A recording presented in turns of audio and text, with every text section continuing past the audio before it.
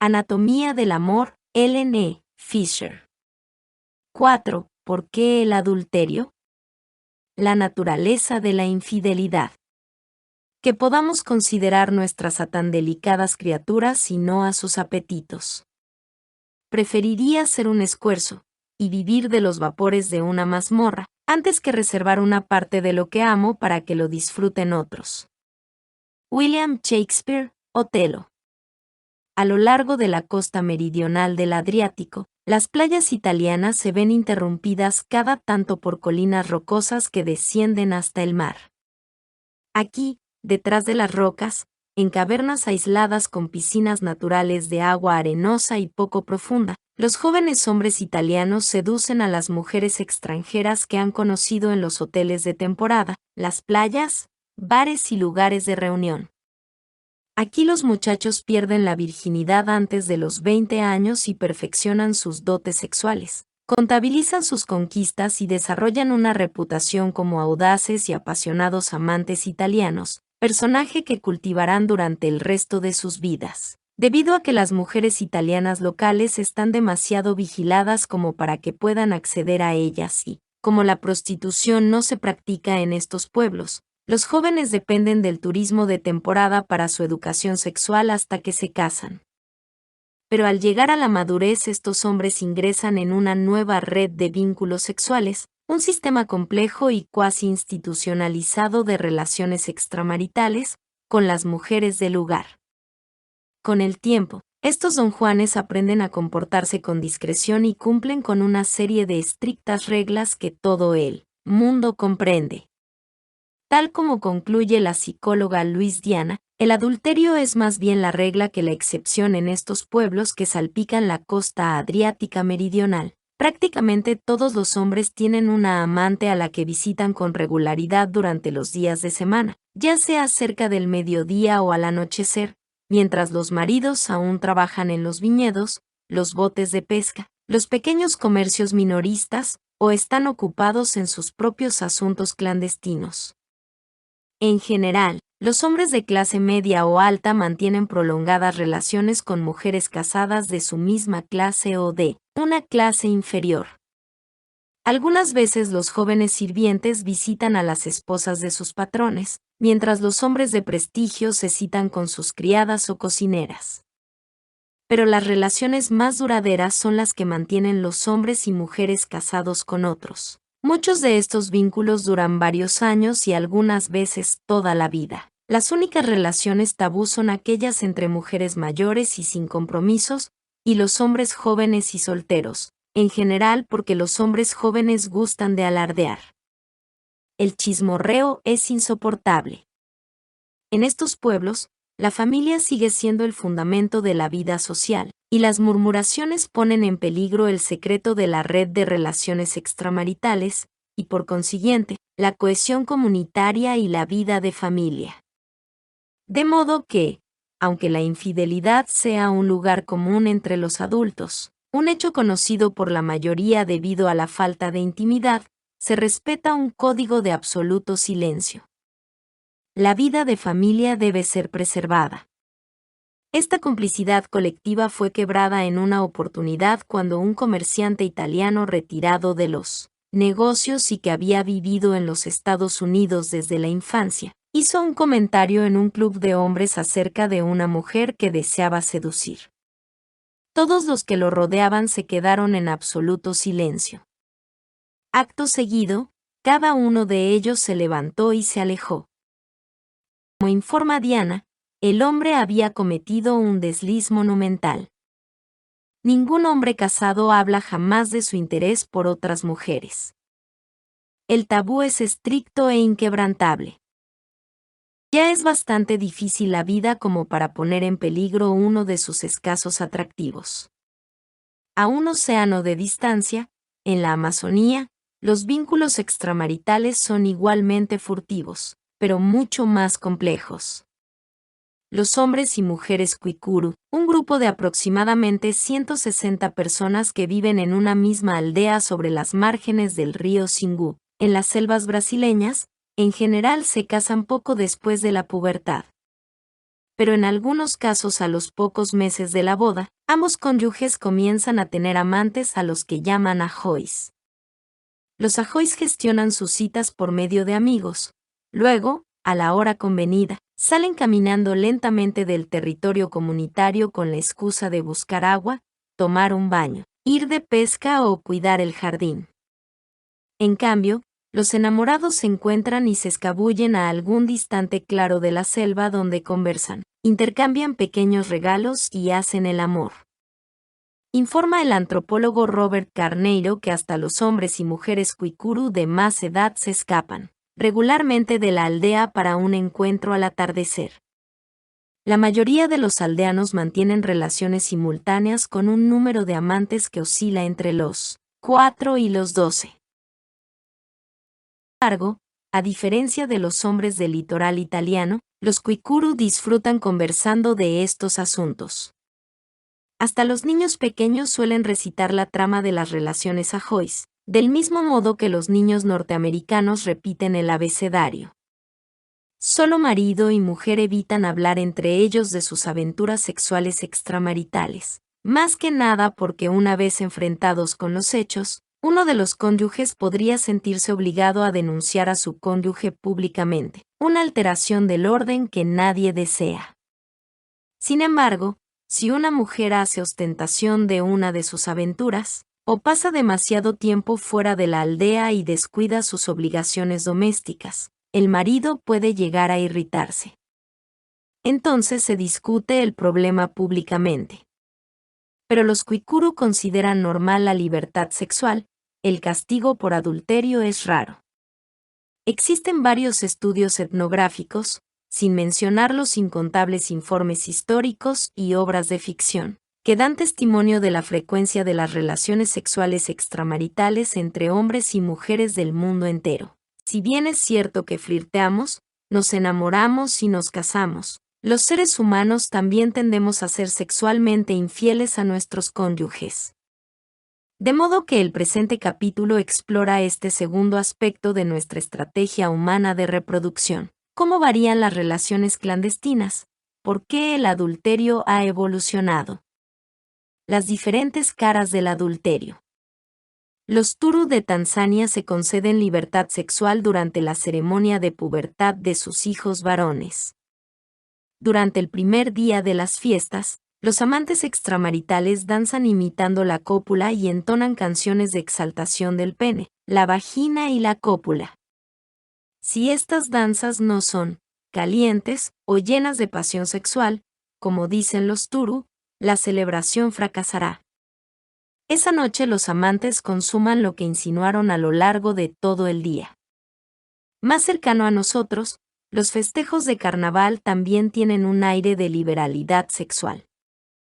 El préstamo de la esposa, conocido como hospitalidad femenina, es habitual para los pueblos inuit, esquimales. Esta forma de adulterio surge de su concepto del parentesco. Si un marido está interesado en cimentar su amistad con un compañero de casa, puede ofrecerle los servicios de su esposa, pero solo si ella está de acuerdo. Si todos se ponen de acuerdo, ella copulará con este socio a lo largo de varios días, e incluso semanas. Las mujeres también se ofrecen sexualmente a visitantes y extranjeros. Pero las mujeres inuit consideran estos vínculos extramaritales como preciosos ofrecimientos de una duradera amistad, no como una indiscreción social.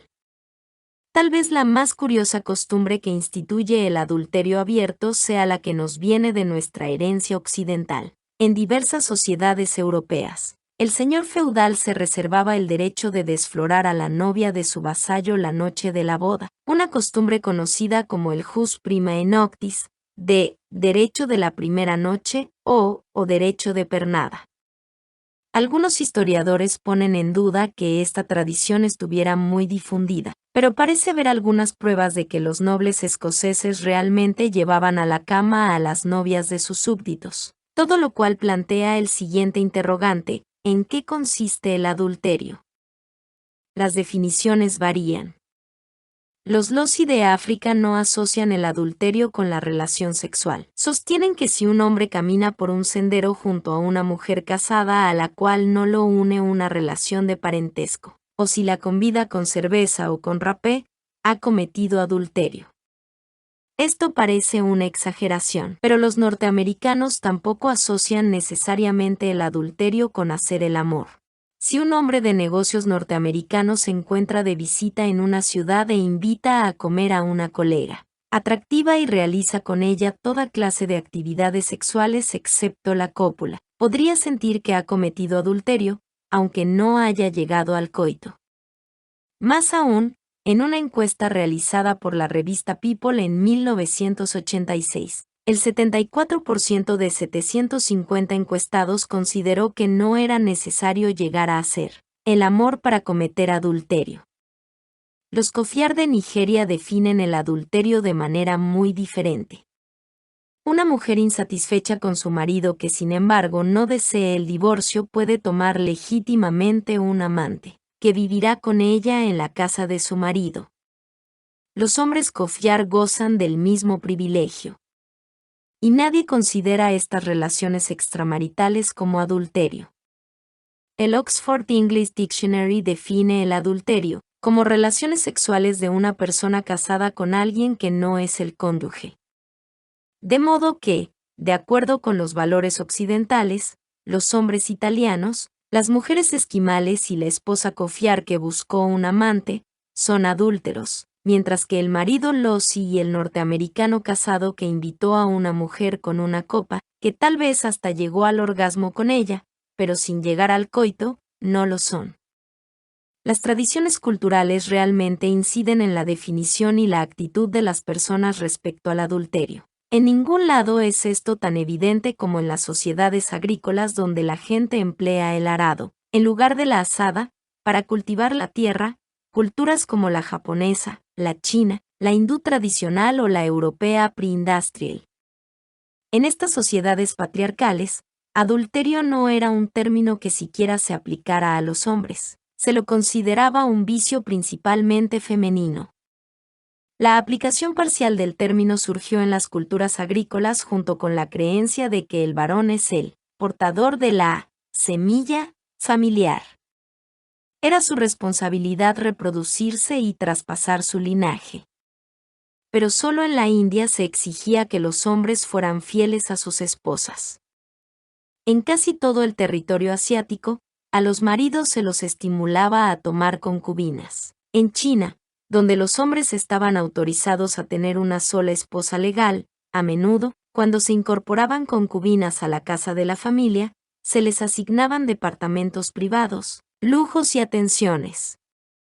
Más aún, estas mujeres eran tratadas con mucho más respeto que una amante occidental hoy en día, sobre todo porque las concubinas cumplían una función importante: concebían hijos. Y como sus hijos eran portadores de la sangre paterna, en China todas las criaturas nacidas fuera del matrimonio eran consideradas legítimas.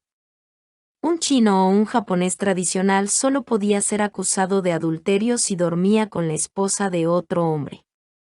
Esto era tabú. La sexualidad ilícita con una mujer casada era una violación de la dignidad del esposo de dicha mujer y de todos sus antepasados. En China los que violaban esta ley morían en la hoguera. En la India, si un hombre seducía a la esposa de su gurú, se lo podía obligar a sentarse sobre un disco de acero al rojo vivo y luego a cortar su propio pene. La única salida honorable para un japonés era el suicidio. En las sociedades agrícolas tradicionales de Asia, solo las geisas, las prostitutas, las esclavas y las concubinas eran juego limpio. El sexo con ellas sencillamente no se consideraba adulterio. Los derechos sexuales de la mujer en las sociedades tradicionales de India, China y Japón eran una cuestión totalmente diferente. La valía de una mujer se medía de dos maneras: por su habilidad para incrementar el patrimonio y prestigio de su esposo por medio de la dote que aportaba al matrimonio, y por la capacidad de su vientre de fecundar la semilla del esposo. Dado que la tarea de la mujer en la vida era producir descendientes para su pareja, debía llegar casta al matrimonio y mantenerse fiel a su esposo durante toda su vida. La paternidad debía estar garantizada para no poner en peligro la línea de herencia familiar paterna. Como resultado de todo esto, las niñas respetables generalmente eran dadas en matrimonio a los 14 años para no darles oportunidad de sucumbir a seductores clandestinos. A partir de ese momento, quedaba presa en la casa de su esposo para toda la vida, bajo supervisión de su familia política. El sexo extramarital estaba estrictamente prohibido para las mujeres. Una mujer infiel no merecía vivir. Un hindú podía matar a su esposa adúltera. En China y Japón, en cambio, se esperaba que la mujer culpable se suicidara. En estas sociedades patriarcales, una esposa promiscua representaba una amenaza para la tierra del marido, para su patrimonio, su nombre y su posición. Tanto sus antepasados como sus descendientes estaban en peligro. Entre los padres de la civilización occidental, esta aplicación de preceptos con relación al adulterio femenino se registró por primera vez en varios códigos de leyes escritos en dialectos semíticos entre el 1800 y el 1100 a.C., en poblados de la antigua Mesopotamia.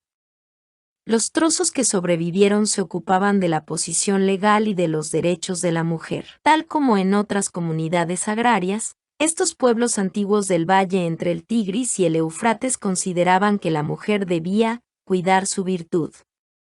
La esposa adúltera podía ser ejecutada o se le podía cortar la nariz.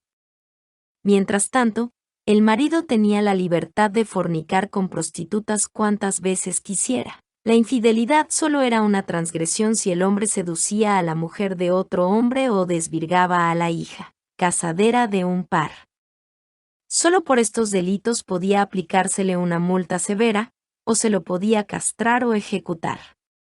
Sin embargo, tal como ocurre hoy en los Estados Unidos, se aplicaba más de un código simultáneamente. Algunos antiguos celebraban fiestas de la fertilidad en las que cabía esperar realizar el coito extramarital. En ellas, el sexo tenía un aura sagrada. El acto sexual traería fertilidad y poder. Pero en general, en la cuna de la civilización occidental prevalecieron códigos más severos. Solo a las mujeres, sin embargo, se les exigía que fueran fieles a sus esposos.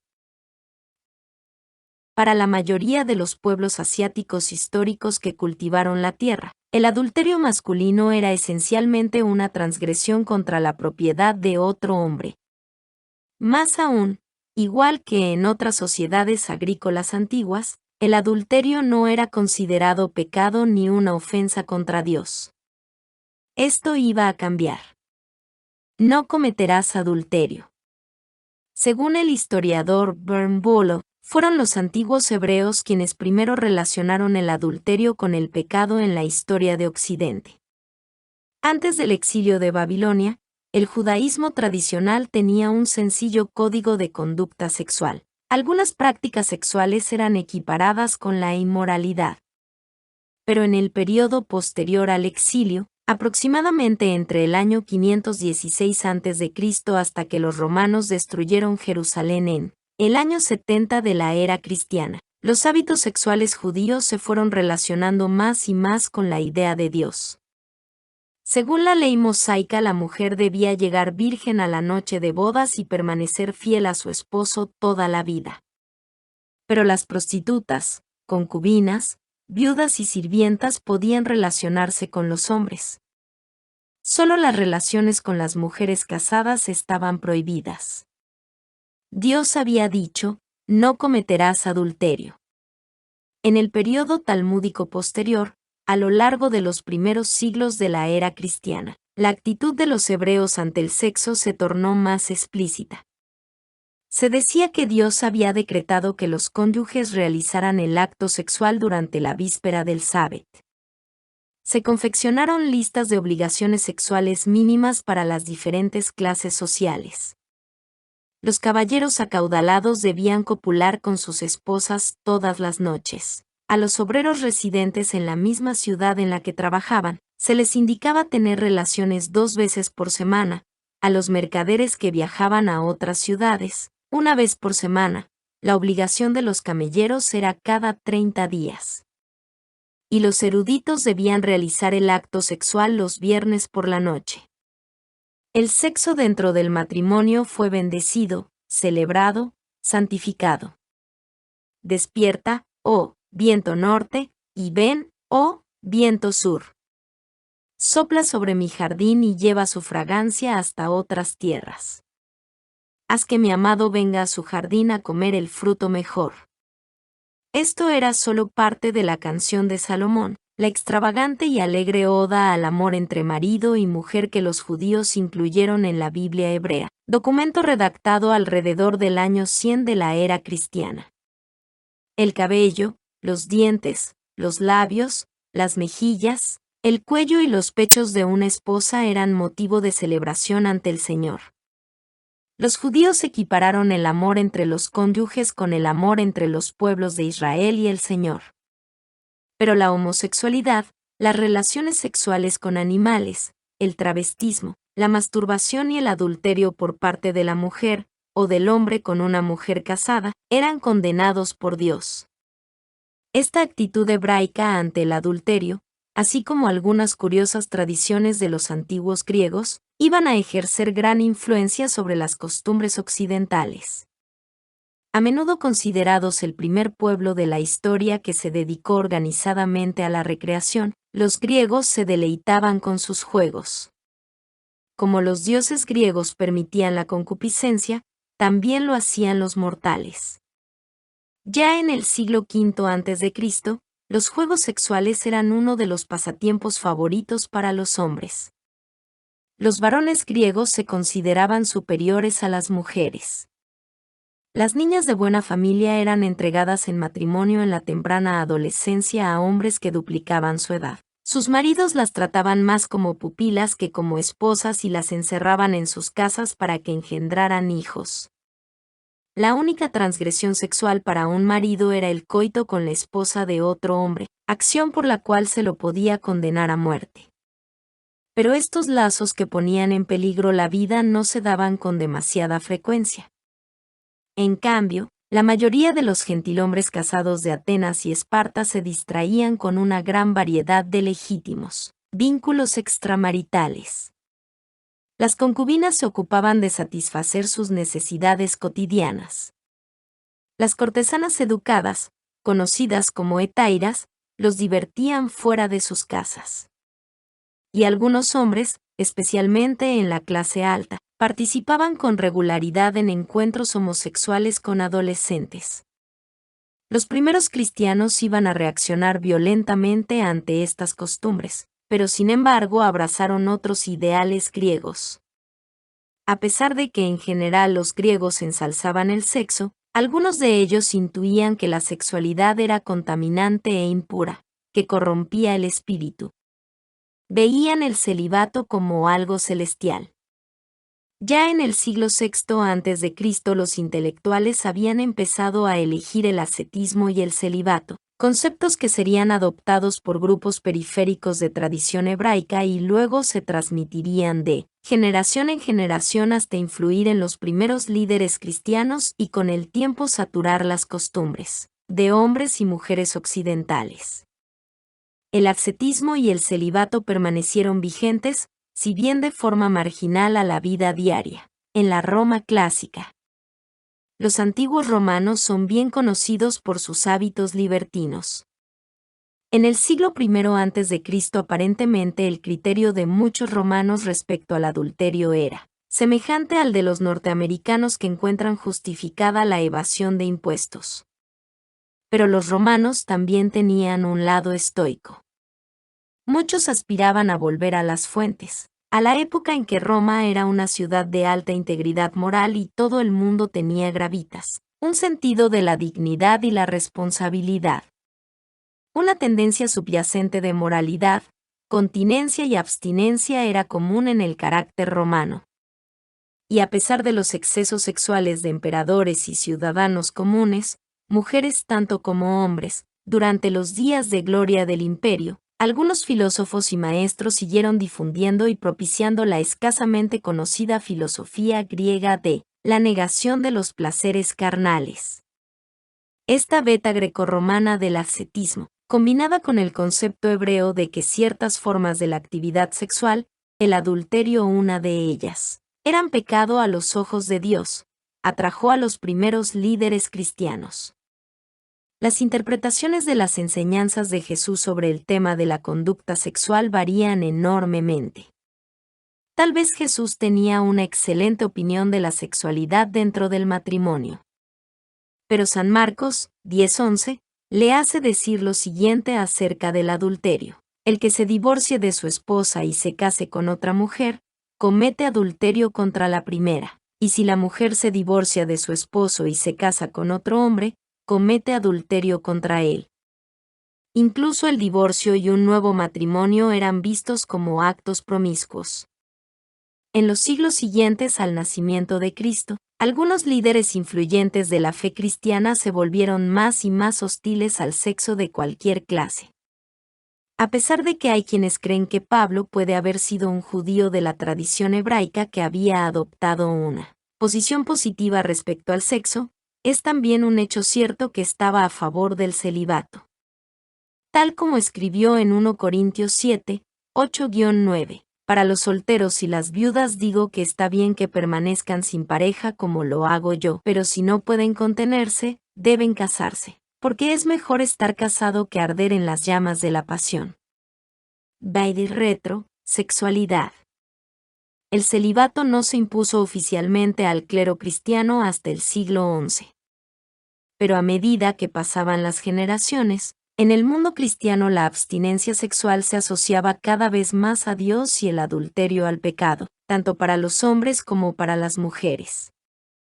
San Agustín, que vivió entre los años 354 y 430 de la era cristiana, iba a difundir estas enseñanzas a todo el mundo cristiano. De joven, Agustín estaba ansioso por convertirse al cristianismo, pero no podía controlar las pasiones sexuales por su amante ni el amor por el hijo de ambos.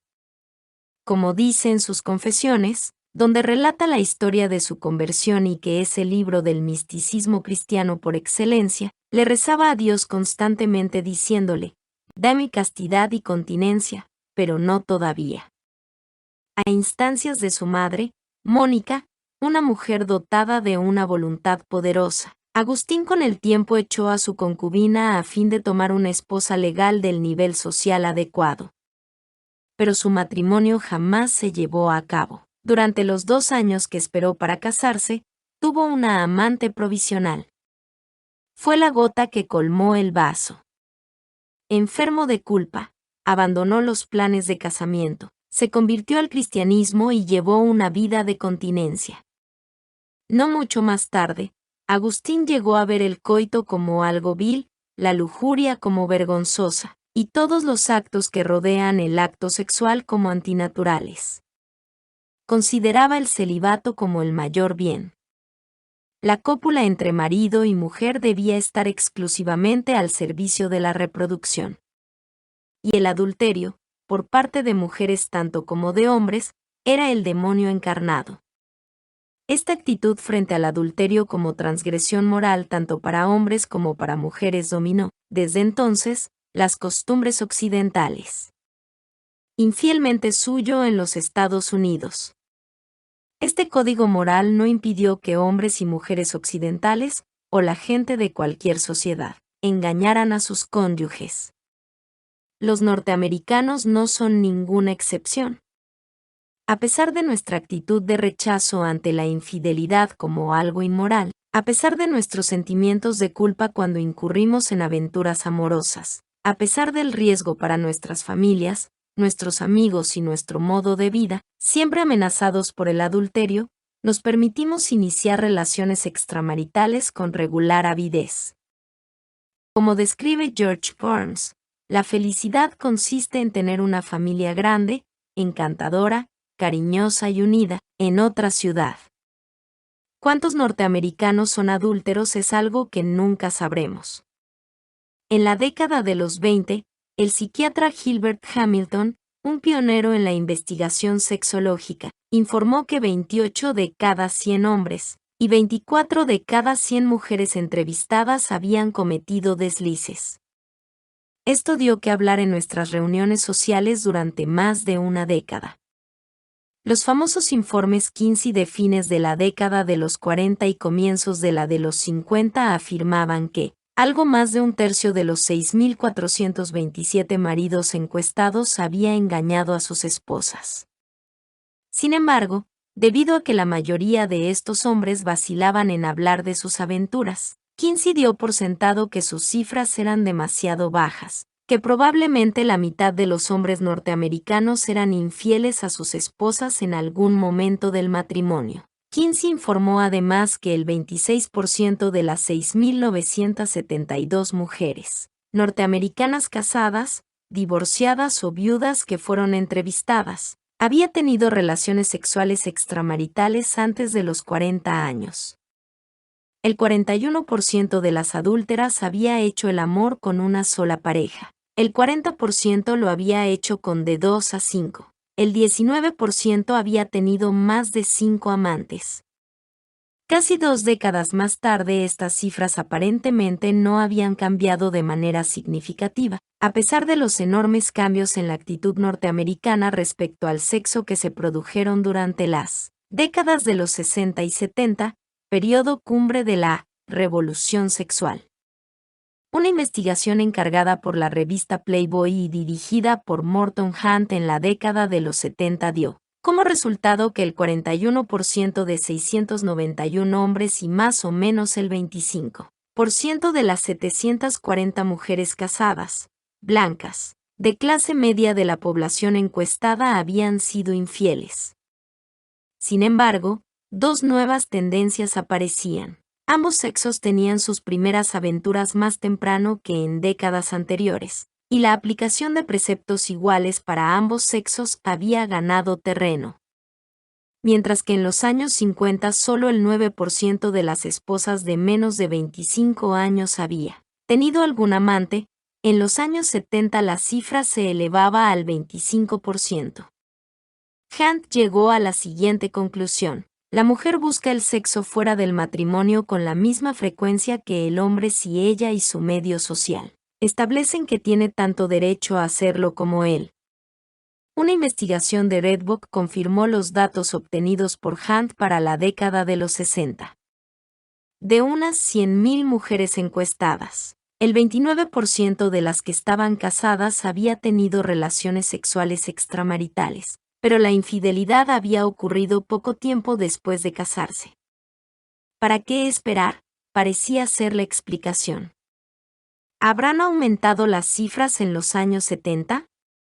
Quizá sí, quizá no. Una encuesta de 106.000 lectores de la revista Cosmopolitan a comienzos de los años 80 indica que el 54% de las mujeres casadas participantes había tenido al menos una aventura amorosa, y un escrutinio con 7.239 hombres estableció que el 72% de los hombres casados había cometido adulterio en los 2 últimos años. Las cifras sobre hombres y mujeres fueron luego independientemente verificadas por otros investigadores.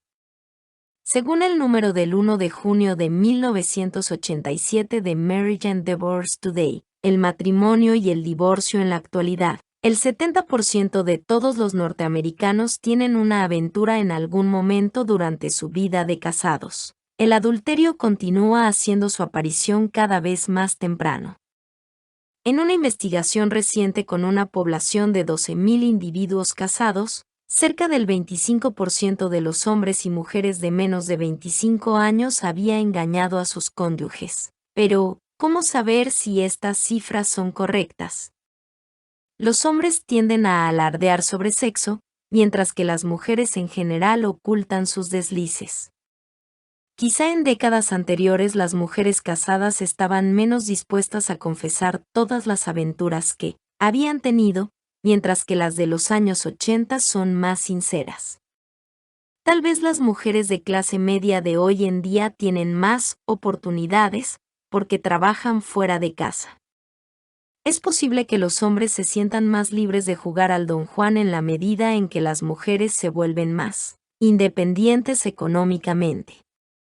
Es indudable que las encuestas tampoco llegan a una población escogida al azar, y que los investigadores pueden estar formulando preguntas diferentes o encuestando poblaciones en las que la infidelidad es más esperable o que están más dispuestas a admitir sus aventuras amorosas en una encuesta.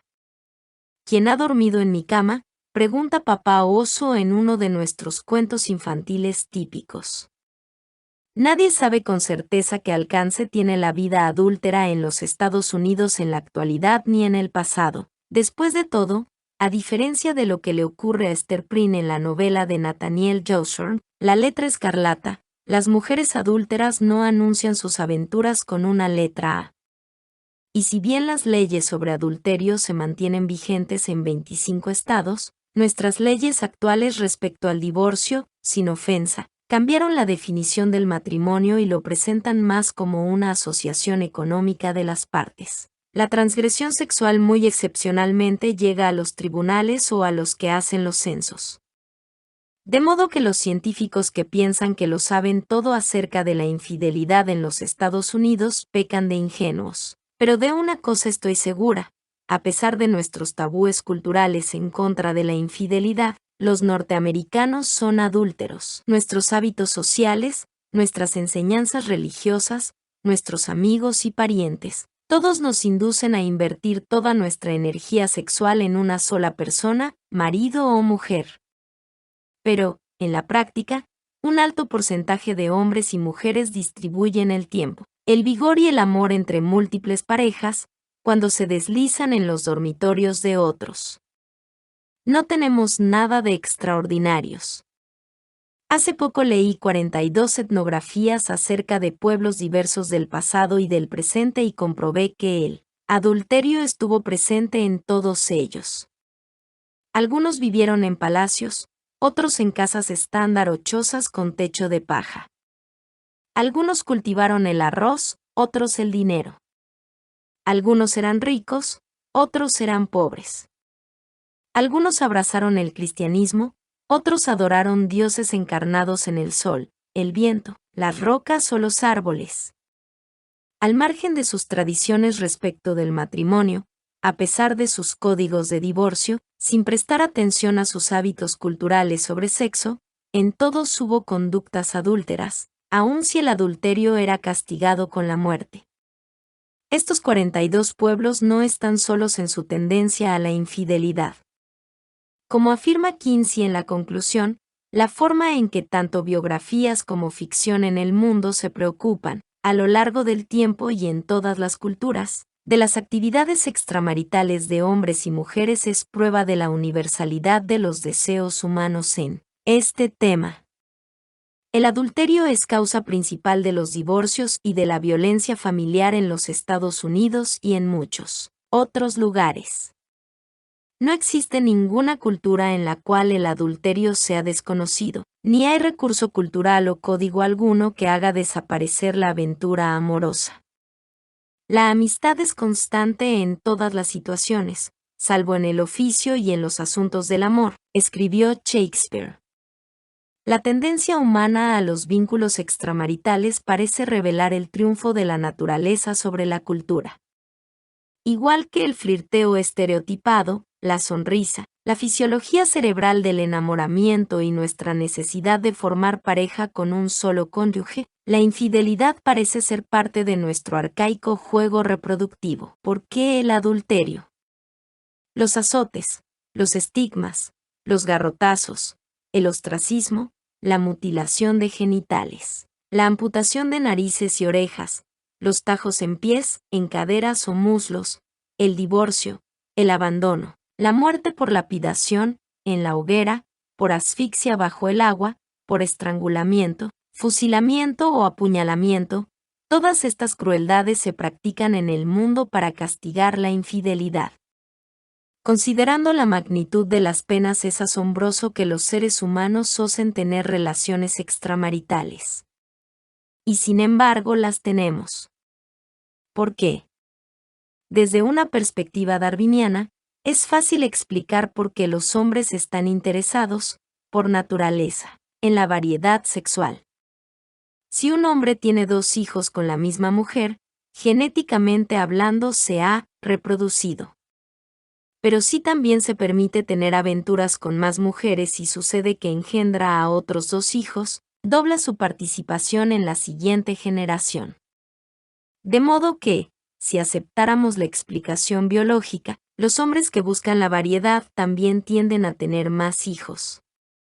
Estos vástagos sobreviven y aportan a las generaciones posteriores ese elemento del mapa genético masculino, que procura, carne fresca, como decía Byron de la necesidad de los hombres de la novedad sexual. Pero, ¿por qué son las mujeres adúlteras?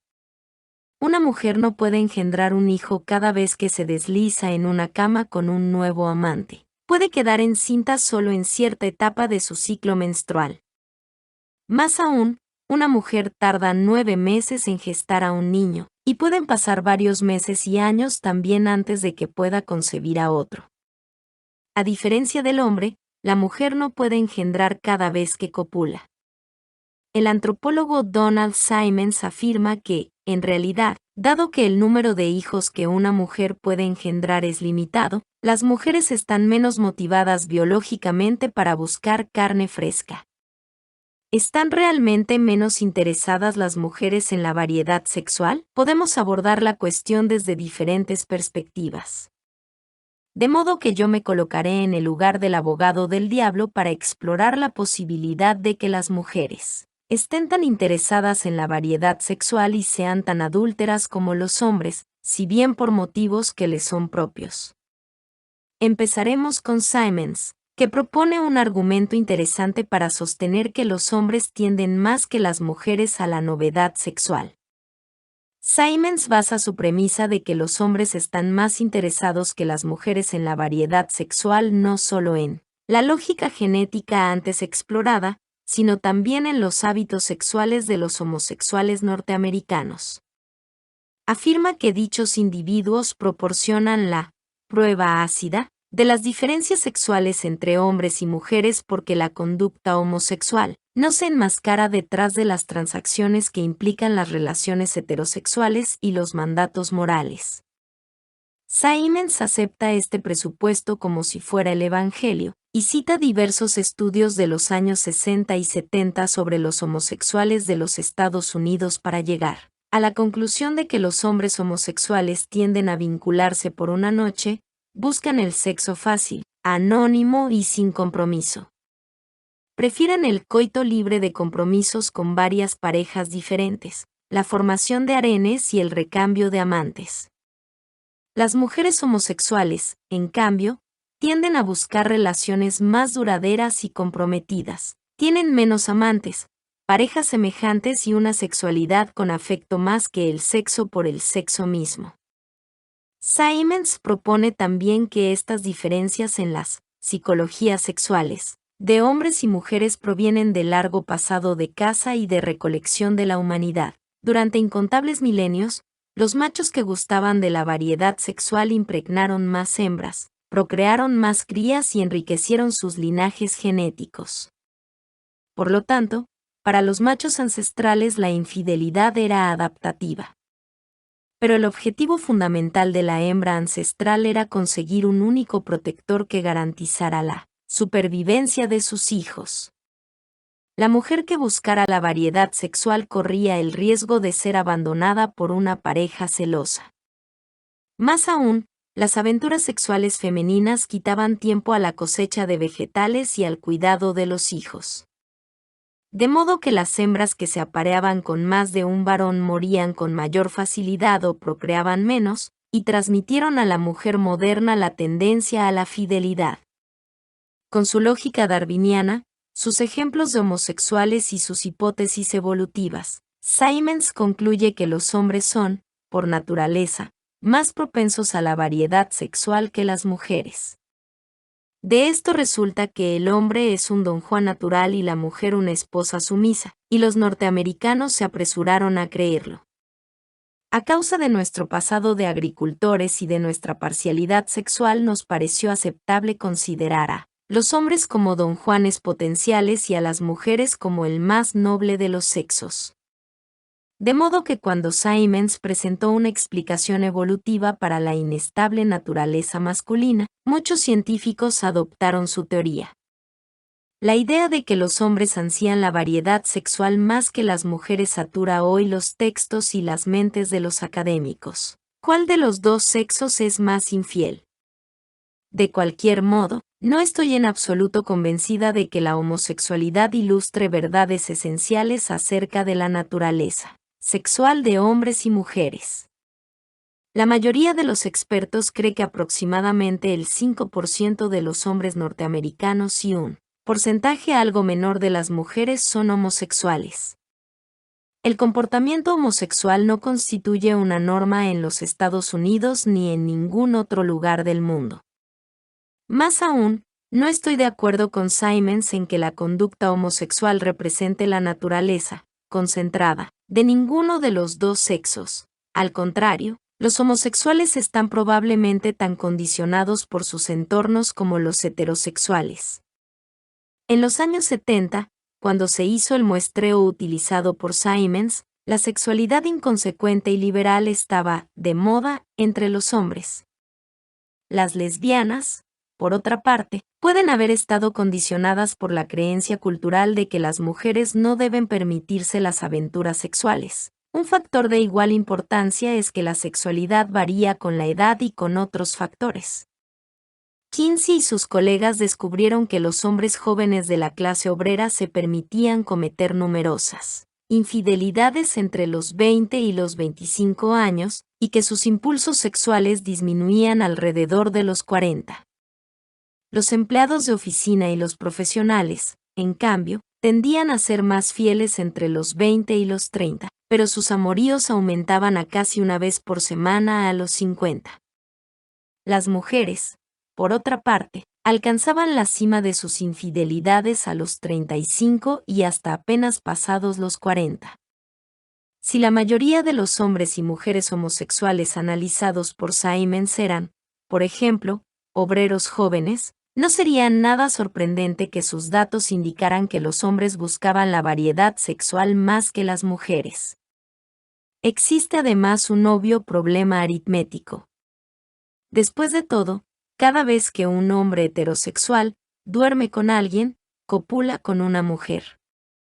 Y dado que la enorme mayoría de los adultos de todas las sociedades del mundo están casados, por lógica, cuando un hombre casado se esconde con una mujer entre los matorrales de la Amazonía o detrás de las rocas de las planicies australianas o se mete en una choza de África o Asia, lo más probable es que esté copulando con una mujer casada. En las culturas urbanas modernas, el conjunto de personas solteras es rotativo y altera esta simple correlación matemática. Más aún, de un 8% a un 15% de las infidelidades de los hombres norteamericanos ocurren con prostitutas. Pero corresponde aclarar que la enorme mayoría de las aventuras heterosexuales del mundo se producen entre hombres casados y mujeres casadas. Y cuesta creer que todas las mujeres casadas del planeta que copularon con parejas ocasionales a lo largo de la historia de la humanidad fueran forzadas a cometer adulterio. En realidad, hay por lo menos 4 razones por las cuales el adulterio podría haber sido biológicamente adaptativo en el caso de nuestras abuelas. El más evidente de todos fue elegantemente descrito por Nisa, una mujer con que vive actualmente en el desierto de Kalahari, África Meridional. Cuando la antropóloga Marjorie Shostak la conoció en 1970, Nisa vivía con un grupo de cazadores-recolectores junto con su quinto marido. Además, Nisa había tenido cantidad de amantes. Cuando Shostak preguntó a Nisa por qué había tenido tantos amantes, Nisa respondió: una mujer debe realizar muchos tipos de trabajo y debería tener amantes donde quiera que vaya. Si va de visita y está sola, alguien le dará cuentas de colores, otro le ofrecerá carne y habrá quien le dé otros alimentos. cuando vuelva a su aldea se habrán ocupado de sus necesidades. En pocas frases, Nisa ofreció una estupenda explicación adaptativa del interés femenino en la variedad sexual. La subsistencia complementaria. Los bienes y servicios adicionales habrían proporcionado a nuestras abuelas adúlteras más resguardo y alimento adicional, lo que se traducía en mayor protección y mejor salud, algo que, en última instancia, significaba la supervivencia desproporcionada de sus vástagos. En segundo término, el adulterio probablemente servía a las mujeres ancestrales de póliza de seguro. Si un marido moría o abandonaba el hogar, había otro varón al que podía convencer de ayudarla en las tareas domésticas. En tercer lugar, si una mujer ancestral estaba casada con un cazador pobre, con problemas en la vista y un temperamento terrible y que le brindaba poco apoyo, tenía posibilidades de mejorar su línea genética si tenía hijos con otro hombre, el señor Buenos Genes. En cuarto término, si una mujer tenía hijos con diferentes padres, cada uno podía ser ligeramente diferente, con lo cual aumentaban las posibilidades de que alguno de ellos sobreviviera a las fluctuaciones imprevisibles del entorno. En tanto las hembras prehistóricas fueran discretas respecto a sus aventuras extramaritales, podían lograr recursos complementarios, tener un seguro de vida, mejores genes y un ADN más variado en su futuro biológico. Por lo tanto, las que se escapaban al bosque con amantes furtivos sobrevivían, pasando inconscientemente a través de los siglos ese no sé qué del espíritu femenino que hoy motiva a la mujer moderna a ser infiel. En consecuencia, la infidelidad femenina fue probablemente adaptativa en el pasado, tan adaptativa, en realidad, que dejó su marca en la fisiología femenina. En el momento del orgasmo, los vasos sanguíneos de los genitales masculinos envían la sangre de vuelta a la cavidad del cuerpo, el pene se pone laxo y el acto sexual termina. El hombre debe recomenzar desde el principio para lograr otro orgasmo. Para la mujer, sin embargo, el placer puede estar en sus inicios. A diferencia de sus compañeros, los genitales femeninos no expelen toda la sangre. Si ella sabe cómo hacerlo, y lo desea, puede alcanzar el clímax una y otra vez.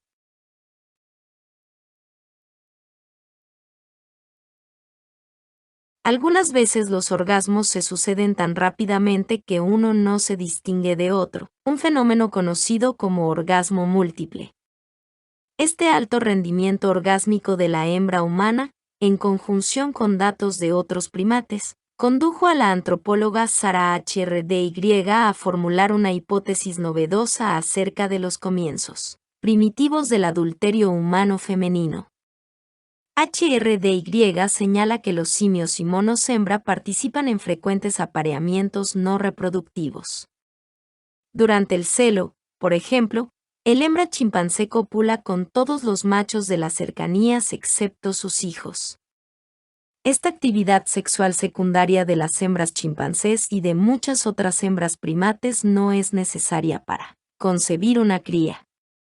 Sobre la base de estas observaciones, HRDY propone que el instinto sexual de la hembra chimpancé que la lleva a procurar la variedad sexual cumple dos propósitos darwinianos: aplacar a los machos que podrían querer matar al recién nacido, a la vez, confundir la paternidad para que cada macho de la comunidad actúe paternalmente con respecto a la criatura por nacer. HRDY pasa luego a aplicar este razonamiento a las mujeres, atribuyendo la gran magnitud de impulso sexual femenino a una táctica evolutiva ancestral, copular con múltiples parejas, para obtener así de cada varón la inversión suplementaria de protección paternal que impida el infanticidio.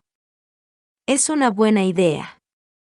Tal vez cuando nuestras abuelas primitivas vivían en los árboles procuraban llegar al coito con múltiples varones, para hacer amistad. Luego, cuando unos 4 millones de años atrás nuestros ancestros fueron empujados a las praderas de África y surgió el apareamiento de a dos para la crianza de los hijos, las hembras pasaron de la promiscuidad desembosada a las cópulas furtivas, y lograron así el beneficio de mayores recursos y al mismo tiempo, una mayor variedad de genes. Casi nadie aceptaría la teoría de Donald Simmons o la creencia norteamericana de que el donjuanismo es prerrogativa de los hombres mientras que las mujeres son las receptoras tímidas y pasivas de la sexualidad. La tradición del velo se desarrolló en la sociedad musulmana en parte porque el pueblo islámico está convencido de que las mujeres son muy seductoras. La clitorisectomía o mutilación del clítoris, y a menudo de parte del tejido vecino, se realiza en diversas culturas africanas para aplacar la potente libido femenina.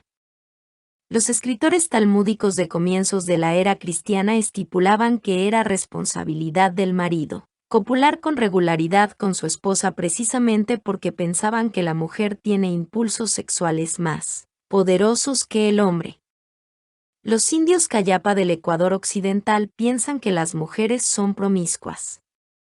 Hasta los españoles, que se pavonean, engalanan y seducen a las mujeres en las pequeñas aldeas de Andalucía están convencidos de que las mujeres son peligrosas, potentes y promiscuas, de ahí la costumbre del acompañante, ir de carabina.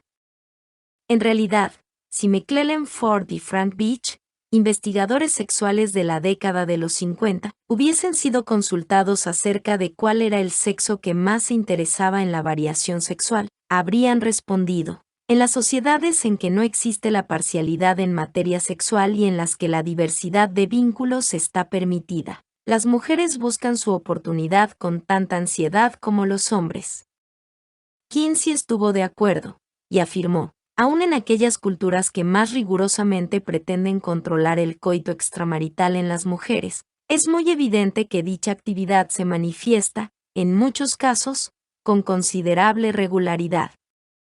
Por cierto, que todos estos datos nos llevan a sospechar que las mujeres disfrutan procurándose amantes ilícitos, quizá tan ávidamente como los hombres. Por lo tanto, el rompecabezas del adulterio va tomando forma. La necesidad biológica de los hombres de desparramar sus genes y el número notablemente alto de varones homosexuales activos permiten suponer que los hombres están más interesados por naturaleza que las mujeres en la variedad sexual. Por otra parte, cada vez que un hombre heterosexual comete una infidelidad, lo hace con una mujer. Más aún, la necesidad biológica femenina de adquirir recursos, obtener una póliza de seguro y lograr un ADN más variado o mejor, la intensa y prolongada respuesta sexual femenina, y la alta incidencia del adulterio femenino en las sociedades en las que no existe la parcialidad sexual, indican que las mujeres buscan la variedad sexual regularmente, tal vez tan regularmente como los hombres. Hay una última prueba para incorporar al caldero de nuestro análisis, la de la prostitución. La más antigua de las profesiones. En las sociedades agrícolas con reglas morales estrictas respecto a la conducta femenina, las mujeres elegían tiempo atrás una de dos carreras profesionales sexuales muy diferentes. Una, el matrimonio, implicaba el encierro correspondiente a la esposa. La otra, las convertía en cortesanas, concubinas o prostitutas. En dichas culturas, por lo tanto, algunas mujeres tenían una sola pareja, mientras las otras copulaban con muchos hombres. Estas, damas de la noche, tampoco existían solamente en las sociedades agrícolas.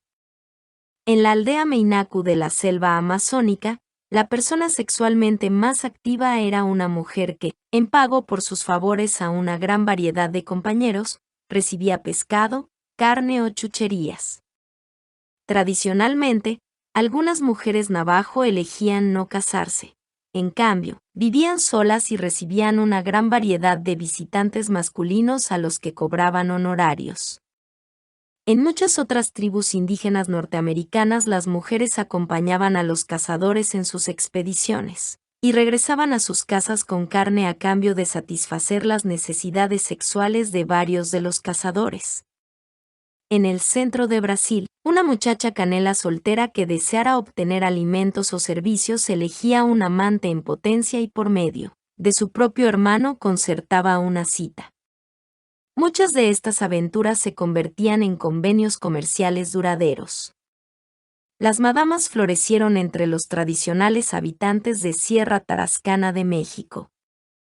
Estas mujeres mayores disponían de un grupo de jovencitas a las que podían convocar de un instante para otro. Las mujeres Nupe de la zona al sur del Sáhara, en África, llegaban al mercado por la noche ataviadas con sus mejores ropas y joyas. Allí vendían nueces de cola, pero los compradores también podían pagarles por pasar la noche con ellas. El lector puede arguir que estas mujeres, así como tantas otras en muchas culturas, se dedicaban a la prostitución por razones puramente económicas. Sin embargo, muchas mujeres afirman que disfrutan de la variedad sexual. Y las mujeres que se enrolan en esta vocación no están solas. El reino animal está repleto de hembras independientes. Como se recordará, en el capítulo primero describíamos la conducta de las hembras de chimpancé y de otras especies de mamífero, así como de las hembras de ciertas especies de aves, insectos y reptiles que salen a buscar a los machos y copulan a cambio de comida. En Australia, a la ofrenda erótica del grillo macho se la llama, igual que a la de otros insectos, regalo nupcial. La prostitución merece su venerable título, la profesión más antigua del mundo. Una propuesta humilde. De modo que volvemos a la misma pregunta, ¿quién busca más la variedad sexual, los hombres o las mujeres? La explicación que humildemente propongo es que durante la larga historia de nuestra evolución la mayoría de los machos buscaron tener aventuras a fin de diseminar sus genes, mientras que las hembras desarrollaron dos estrategias alternativas. Algunas eligieron ser relativamente fieles a un solo hombre para poder sacarle múltiples beneficios. Otras prefirieron involucrarse en el sexo clandestino con diversos hombres a fin de sacarles beneficios a todos. Este panorama coincide a grandes rasgos con la creencia del vulgo: el hombre es el don Juan por naturaleza. La mujer, en cambio, es una santa o una ramera. Un viejo axioma entre los científicos afirma que uno tiende a descubrir precisamente lo que busca. Este puede muy bien haber sido el caso en el análisis científico del adulterio. Por ejemplo, en un estudio reciente de Donald Simons y Bruce Ellis, se les preguntó a 415 estudiantes universitarios si se acostarían con un /una estudiante desconocido /a del sexo opuesto. En esta situación imaginaria, se les dijo que no habría peligro alguno de embarazo, de ser descubiertos o de contraer enfermedades. Los resultados fueron los esperables. Las respuestas de la población masculina fueron más positivas que las de la población femenina, y esto dio pie a que los investigadores llegaran a la conclusión de que los hombres están más interesados en la variedad sexual que las mujeres. Pero aquí está el fallo. El estudio toma en consideración la motivación genética primaria de la infidelidad masculina, fecundar mujeres jóvenes. Pero no hace lo mismo con el motivo primario de la infidelidad femenina, la adquisición de recursos. Cabe preguntarse qué habría pasado si Simons y Ellis hubiesen formulado a los mismos hombres una pregunta diferente. ¿Estarías dispuesto a pasar la noche con una mujer del geriátrico más cercano? Dudo mucho de que dichos hombres hubiesen manifestado tan buena disposición a la variación sexual. ¿Qué habría pasado si Simons y Ellis hubiesen planteado a las mismas muchachas la siguiente pregunta? ¿Estarías dispuesta a tener una aventura de una noche con Robert Redford a cambio de un Porsche 0 kilómetros? La lógica evolutiva propone que las mujeres tienen aventuras a cambio de bienes y caprichos. Y hasta que los científicos tomen en consideración las motivaciones genéticas subyacentes de cada sexo, así como la edad y nivel social de los encuestados, nunca sabremos qué sexo está más interesado en la variedad sexual. Al margen de lo que hagamos con toda esta información y estas ideas, la realidad es que nada demuestra que las mujeres sean sexualmente tímidas o de que eviten las aventuras sexuales clandestinas. Tanto hombres como mujeres, en cambio, parecen poner de manifiesto una estrategia reproductora mixta, A nosotros nos toca la monogamia y el adulterio. El amor, perfecto. Tal vez no sepamos nunca quién es más infiel. Lo que sí sabemos es por qué hombres y mujeres dicen ser adúlteros. Cuando las encuestas preguntan a hombres y mujeres por qué tienen aventuras extramaritales, los adúlteros siempre responden, por placer, por amor o no lo sé. Los psicólogos agregarían que algunos adúlteros quieren ser descubiertos para poder hacer las paces con sus cónyuges. Otros usan las aventuras para mejorar sus vínculos conyugales, satisfaciendo ciertas necesidades fuera de casa. Y están también aquellos a los que los deslices les sirven de excusa para abandonar al cónyuge. Algunas personas buscan llamar la atención. Otras necesitan más autonomía o más independencia. Hay quienes buscan sentirse especiales, deseados, más masculinos o más femeninas, más atractivos o mejor comprendidos. El objetivo puede ser una mejor comunicación, una mayor intimidad, o simplemente una vida sexual más intensa. Otros ansían la fantasía, la excitación o el peligro. Unos pocos lo hacen para vengarse. Algunos otros buscan el amor, perfecto. Y hay quienes buscan demostrarse a sí mismos que todavía son jóvenes, buscan la aventura que representa la última oportunidad. Carol Baldwin nos dice que algunos hombres son incapaces de mantenerse fieles porque están detenidos en la etapa del bebé. Estas personas necesitan tener a su lado a uno de sus progenitores cuando viajan o cuando su cónyuge no está disponible. Otros hombres o mujeres adúlteros se criaron en hogares donde sus padres nunca buscaban la intimidad. De modo que de adultos estas personas tienden a formar parejas superficiales y a procurarse relaciones poco comprometidas. Algunos hombres ponen a sus esposas sobre pedestales, pero gustan de pasar la noche con mujeres de la calle. Algunas mujeres y algunos hombres son narcisistas. Necesitan múltiples amantes para hacer alarde de sus deslumbrantes fachadas. Unos pocos disfrutan de las relaciones triangulares o de la competencia con otro. A otros los excita la clandestinidad. Y otros quieren solucionar un problema sexual. Hay muchos otros factores sociológicos y psicológicos que se relacionan con el adulterio además de los anteriores. El trabajo de horario completo en el caso de las mujeres, nuestro nivel de educación, la década en que nacimos, la frecuencia con que vamos a la iglesia, nuestro grado de independencia económica, la experiencia sexual previa al matrimonio que tenemos, el código de valores y la ocupación de nuestros padres, la enfermedad crónica de un cónyuge, la frigidez de la esposa o los viajes constantes de uno de los cónyuges, todo puede afectar nuestra tendencia al adulterio. Pero, como darwinista, prefiero la simple explicación del hombre que dice buscar la variedad y la de Nisa, que cuenta lo siguiente: un hombre te dará solo un tipo de comida, pero si tienes amantes, uno te traerá una cosa y el otro te traerá otra. Uno llegará de noche con carne, otro con dinero, otro con cuentas de colores. Estas respuestas tienen veracidad evolutiva. Porque si bien la mujer que se acuesta con un colega no está pensando en su futuro genético cuando se mete entre las sábanas, y un embarazo es lo último que quiere el marido que seduce a una compañera de trabajo después del brindis de Navidad. Son los milenios de escaparse con un amante, y los beneficios proporcionados por dicha práctica, lo que explica la tendencia mundial actual al adulterio. Cometerás adulterio.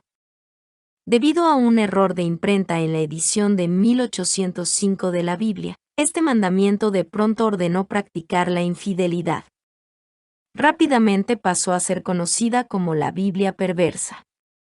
Pero el animal humano parece condenado a una contradicción del espíritu.